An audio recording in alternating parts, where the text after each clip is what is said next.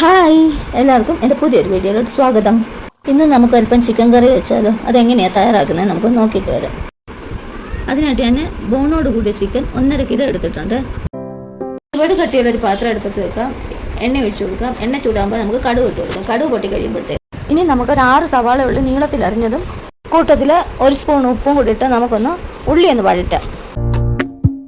ചെറുതായിട്ടൊന്ന് വാടി വരുമ്പോഴത്തേക്കും നമുക്ക് അല്പം കരിയാപ്പില ഇട്ട് കൊടുക്കാം. എൻ്റെ കൂട്ടത്തിൽ 1.5 സ്പൂൺ വെളുത്തുള്ളിയും 1.5 സ്പൂൺ ഇഞ്ചിയും പൊടിപൊടിയായിട്ട് അരിഞ്ഞതാണ് ഞാനിപ്പോൾ ഇട്ട് കൊടുത്തേക്കുന്നത്.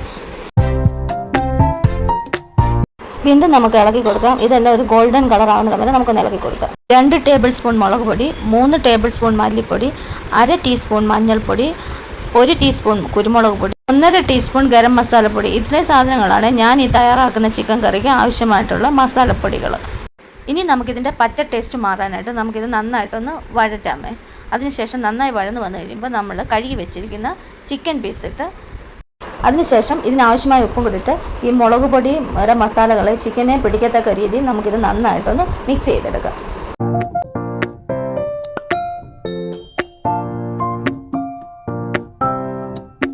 ഇതിപ്പം നന്നായിട്ടെല്ലാം മിക്സ് ആയിട്ടുണ്ട്.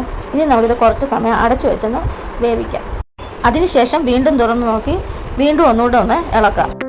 ഇതേപോലൊക്കെ ഒരു 2-3 പ്രാവശ്യം ഇങ്ങനെ ചെറിയ തീയിലിട്ട് അടച്ചു വെച്ച് ഇങ്ങനെ നമുക്ക് ഇളക്കി വേവിച്ചെടുക്കാം. അപ്പോഴേക്കും നമ്മുടെ ചിക്കന് ഒരു 1/4 ഭാഗം കുക്കായി കഴിഞ്ഞിട്ടുണ്ടാവും.